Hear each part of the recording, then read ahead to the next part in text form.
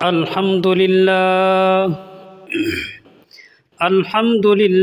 नहमदुहु व नस्तईनुहु व नस्तगफिरुहु व नु'मिनु बिही व नतवक्कलु अलैहि व नऊज़ु बिल्लाहि मिन शुरूरि अनफुसिना व मिन सय्यिआति अअमालिना मन यहदिहिल्लाहु फला मुदिल्ल लहु व मन युद्लिल्हु फला हादिय लहु ونشهد أن لا إله إلا الله وحده لا شريك له ونشهد أن سيدنا وسندنا وحبيبنا وحبيب قلوبنا ومولانا محمدا عبده ورسوله أما بعد فأعوذ بالله من الشيطان الرجيم بسم الله الرحمن الرحيم قد أفلح المؤمنون الذين هم في صلاتهم خاشعون والذين هم عن اللغو معرضون وقال رسول الله صلى الله عليه وسلم بلغوا عني ولو آية أو كما قال عليه الصلاة والسلام মহান আল্লাহ রাব্বুল আলামিন এর ইজ্জতের দরবারে লাখো কোটি শুকরিয়া আদায় করি যে আল্লাহ রাব্বুল আলামিন আমাদেরকে ইনসান বানাইছেন, মুসলমান বানাইছেন। সাইয়্যিদুল মুরসালিন খাতামুন নবিয়্যিন হযরত মুহাম্মদুর রাসূলুল্লাহ সাল্লাল্লাহু আলাইহি ওয়াসাল্লামের উম্মত হিসাবে আমাদেরকে কবুল করেছেন। এজন্য আমরা সকলে আল্লাহ তাআলার দরবারে লাখো কোটি শুকরিয়া আদায় করি, সকলে বলি আলহামদুলিল্লাহ। আল্লাহ রাব্বুল আলামিন আমাদেরকে বানাইছেন, আমাদেরকে কিছু হুকুম আহকাম দান করেছেন। যে হুকুম আহকামগুলি আমরা যদি সঠিকভাবে আদায় করতে পারি তাহলে আমাদের জন্য দুনিয়াতেও শান্তি, আখিরাতেও শান্তি। এই জন্য প্রত্যেকটি মানুষকে আল্লাহ রাব্বুল আলামিন সৃষ্টি করেছেন, মানব এবং জিন জাতিকে সৃষ্টি করেছেন আল্লাহ রাব্বুল আলামিনের গোলামি করার জন্য। মানুষকে সৃষ্টি করা হয়েছে আল্লাহ রাব্বুল আলামিনের গোলামি করার জন্য, অন্য অন্য মাখলুকাতকে সৃষ্টি করা হয়েছে মানুষের গোলামি করার জন্য। তো আল্লাহ রাব্বুল আলামিন আমাদের উপর প্রত্যেকটি মানুষের উপর 5 ওয়াক্ত নামাজ ফরজ করেছেন। এই জন্য আল্লাহ রাব্বুল আলামিন কোরআন কারিমে বলেন কদ আফলাহাল মুমিনুন, নিশ্চয়ই কদ আফলাহাল মুমিনুন, তারাই সফলকাম, আল্লাযীনা হুম ফি সলাতিহিম খাশিউন, যারা তাদের নামাজের মধ্যে বিনয়ী, তারাই সফলকাম। এনে বলা হয়েছে যে যারা নামাজের মধ্যে বিনয়ী তাদের জন্যই সফলকাম। সফলকাম কাদের জন্য?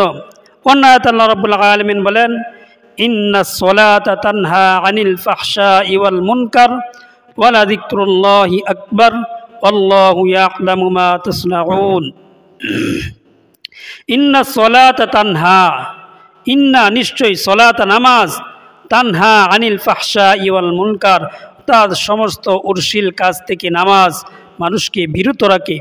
অর্থাৎ এখানে যে বলা হয়েছে মানুষকে বিরত রাখা হয়, নামাজ মানুষকে অশ্লীল কাজ থেকে বিরত রাখে। কোন ধরনের মানুষকে?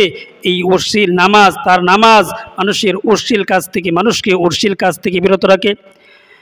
সেটা জানতে হলে আমাদেরকে জানতে হবে নামাজ কত প্রকার আর তার ফলাফল কত প্রকার। তার মধ্যে 1 নম্বর প্রকার হলো যে নামাজ মানুষ মাঝে মাঝে পড়ে আর মাঝে মাঝে পড়ে না। সেটা কিরকম? যে নামাজ মানুষ মাঝে মাঝে পড়ে, বছরে ঈদের দিন শুধু নামাজ পড়ে, শুধু জুমার দিন, সপ্তাহে 1 দিন শুধু জুমার নামাজ পড়ে, বাকি নামাজ পড়ে না। অথবা 5 ওয়াক্ত নামাজের মধ্যে 4 ওয়াক্ত পড়ে কিন্তু ফজরের নামাজ পড়ে না। তো যে ব্যক্তি 5 ওয়াক্ত নামাজ পড়লো কিন্তু 1 ওয়াক্ত 4 ওয়াক্ত 5 ওয়াক্ত নামাজের মধ্যে 4 ওয়াক্ত পড়লো কিন্তু 1 ওয়াক্ত নামাজ পড়লো না, যে ওয়াক্ত নামাজ পড়লো না সেই ওয়াক্ত নামাজ না পড়ার কারণে আল্লাহ রাব্বুল আলামিন কিয়ামতের দিন তাকে কঠিন শাস্তির ব্যবস্থা করবেন। এই হলো 1 নম্বর নামাজ এবং তার নামাজি এবং তার ফলাফল। যে মাঝে মাঝে পড়ে মাঝে মাঝে পড়ে না, যে ওয়াক্ত নামাজ পড়লো না সেই ওয়াক্ত নামাজ না পড়ার কারণে আল্লাহ রাব্বুল আলামিন কিয়ামতের দিন তাকে শাস্তিতে ভোগ করাবেন। এটা আল্লাহ রাব্বুল আলামিনের ইচ্ছা, তিনি চাইলেও ক্ষমা করে দিতে পারেন, আবার চাইলেও তাকে নামাজের জন্য জাহান্নামে পাঠাইতে পারেন। এই হলো 1 নম্বর প্রকার নামাজ। আর দ্বিতীয় প্রকার নামাজ হলো নামাজি হলো এরকম যে সে 5 ওয়াক্ত নামাজ সঠিকভাবে নিয়মিত পড়ে কিন্তু নামাজের মধ্যে তার মন থাকে না এবং মন ধরে রাখারও চেষ্টা করে না, এগুলো একটু উদাসীনতার নামাজ।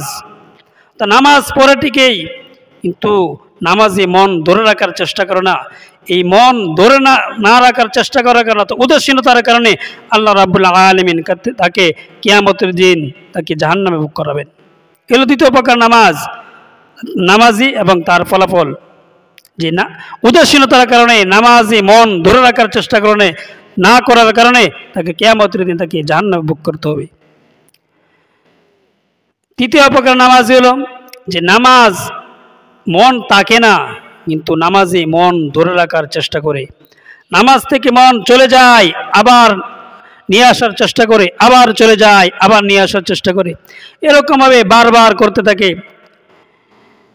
এরকমভাবে 50 বার শয়তান তার নামাজ থেকে মন নিয়ে যায় আবার মন নিয়ে আসার চেষ্টা করে, এরকমভাবে বারবার নিয়ে যায় আবার চেষ্টা করে, আবার নিয়ে যায় আবার চেষ্টা করে। তা বারবার নামাজের মধ্যে মন ধরে রাখার চেষ্টা করার কারণে আল্লাহ রাব্বুল আলামিন তাকে কিয়ামতের দিন তাকে মাফ করে দিবেন। এই প্রকার নামাজের জন্য অর্থাৎ 3 নম্বর প্রকার নামাজের জন্য বলা হয়েছে ইন্নাস সালাতা তানহা আনিল ফাহশাই ওয়াল মুনকার। অর্থাৎ যে ব্যক্তির মন নামাজ থেকে চলে যায় আবার ধরে রাখার চেষ্টা করে, আবার চলে যায় আবার ধরে রাখার চেষ্টা করে, এরকমভাবে মন আল্লাযীনাহুম ফি সালাতিহিম খাশিউন অর্থাৎ খুশু সহিত নামাজ পড়ার কারণে আল্লাহ রাব্বুল আলামিন তাকে কিয়ামতের দিন তাকে ক্ষমা করে দিবেন।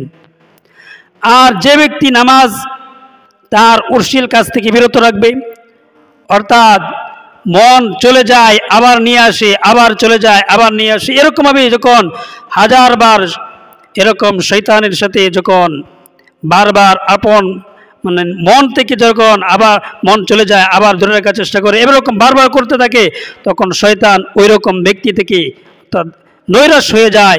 নৈরাশ হয়ে শয়তান এরকম ব্যক্তিকে ছেড়ে দেয়, যে তাকে 1000 বার চেষ্টা করার পরেও তাকে আর অশ্লীল কাজের দিকে আকৃষ্ট করা যায় না। এরকম ব্যক্তি যখন নামাজের থেকে শয়তান মন নিতে পারে না, তখন শয়তান এরকম ব্যক্তিকে ছেড়ে চলে যায়, অন্য ব্যক্তির কাছে যায়। অর্থাৎ শয়তান এরকম ব্যক্তির কাছে যাওয়ার চেষ্টা করে যাকে ধোঁকা দিলে সে ধোঁকা খায়। এরকম ব্যক্তি 3 নম্বর ব্যক্তি যখন 1000 বার যখন শয়তান ধোঁকা দেয়, ধোঁকা দেওয়ার পরে যখন তাকে গাফেল করা যায় না, মন নিয়ে যায়, শয়তান মন নিয়ে যায় আবার ধরে নিয়ে আসে, এরকম 1000 বার চেষ্টা করার কারণে যখন আল্লাহ রাব্বুল আলামিনের তৌফিকে যখন ওই ব্যক্তি নামাজের মধ্যে মন ধরে রাখে অর্থাৎ খুশখুশির সহিত নামাজ পড়ার চেষ্টা করে, এরকম ব্যক্তি নামাজে মন ধরে রাখার চেষ্টা করার কারণে আল্লাহ রাব্বুল আলামিন কিয়ামতের দিন তাকে ক্ষমা করে দিবেন। আর চতুর্থ প্রকার নামাজ হলো যে ব্যক্তির নামাজ থেকে অর্থাৎ শয়তান তাকে গাফেল করতে পারে না। চতুর্থ প্রকার নামাজ অর্থাৎ যাকে শয়তান নামাজ থেকে গাফেল করতে পারে না, নামাজের মধ্যেই ধোঁকা দিতে পারে না, এরকম ব্যক্তি যখন বাহিরে বা অন্য কোনো কর্ম করবে তখন তো অনায়াসেই শয়তান তাকে ধোঁকা দিতে পারবে না। এরকম ব্যক্তির ক্ষেত্রে বলা হয়েছে ইন্নাস সালাতা তানহা আনিল ফাহশাই ওয়াল মুনকার, অর্থাৎ নামাজ তাকে মানুষকে সমস্ত ধরনের অশ্লীল কাজ থেকে বিরত রাখে। এর চতুর্থ প্রকার নামাজের ক্ষেত্রে বলা হয়েছে যাকে নামাজের মধ্যে শয়তান ধোঁকা দিতে পারে না, যখন বাহিরে যাবে তখন অনায়াসে শয়তান তাকে ধোঁকা দিতে পারবে না। তো এর হলো চতুর্থ প্রকার নামাজ এবং নামাজি এবং তার ফলাফল। যখন শয়তান যখন তাকে ধোঁকা দিতে পারবে না তখন অনায়াসেই শয়তান যখন তাকে ধুতে পারবে অনায়াসে সেই সমস্ত ধরনের অশ্লীল কাজ থেকে বিরত থাকবে। আর পঞ্চম ওয়াক্ত নামাজ সেটা হলো নবীদের জন্য খাস, অর্থাৎ নবীরাই যখন দুনিয়াতে চলে যাওয়ার পরে কবরে আল্লাহ রাব্বুল আলামিন তাদেরকে জিন্দা করে দেন। জিন্দা করা হওয়ার সাথে সাথেই তারা নামাজে দাঁড়িয়ে যায়, কবরের ভিতরেই নামাজে দাঁড়িয়ে যায়। ওটা নবীদের জন্যই খাস, এটা কোনো ওলি আল্লাহ বুজুর্গদের সেই পর্যায়ে পৌঁছা সম্ভব নয়। এটা আল্লাহ রাব্বুল আলামিন নবীদের জন্য খাস করে রেখেছেন। আর নবীরাই সেরকম মাকামে পৌঁছতে পারে। যাদেরকে আল্লাহ রাব্বুল আলামিন নবুয়ত দান করেছেন তারাই সেই নবুয়তের অর্থাৎ সেই রকম ভাবে দুনিয়াতে অর্থাৎ কবরের জগতে তারা নামাজের মধ্যে দাঁড়িয়ে যায়, আর নামাজে দাঁড়িয়ে তারা এরকম আল্লাহ রাব্বুল আলামিনের নিকট প্রার্থনা করতে থাকে। অর্থাৎ এটা নবীদের জন্য খাস। পঞ্চম ওয়াক্ত নামাজ সেটা হলো নবীদের জন্য খাস। নবীরা কবরের ভিতরে তারা নামাজে দাঁড়িয়ে আল্লাহ রাব্বুল আলামিনের নিকট প্রার্থনা করতে থাকে। তো এই ছিল কদ আফলাহাল মুমিনুন, কারা সফল কাম? মুমিনরা সফল কাম। কখন সফল কাম হবে? যখন তারা নামাজের মধ্যে বিনয় হবে।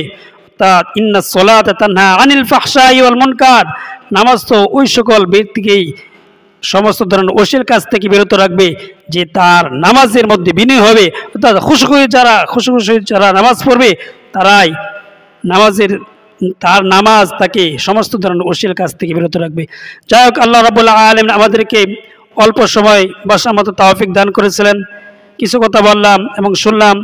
আল্লাহ রাব্বুল আলামিন আমাদেরকে এই সমস্ত কথাগুলি শোনা এবং আমল করার মতো তৌফিক দান করেন। ওয়া আখিরি দাওয়ানা আলহামদুলিল্লাহি রাব্বিল আলামিন। আসসালামু আলাইকুম ওয়া রাহমাতুল্লাহি ওয়া বারাকাতুহু।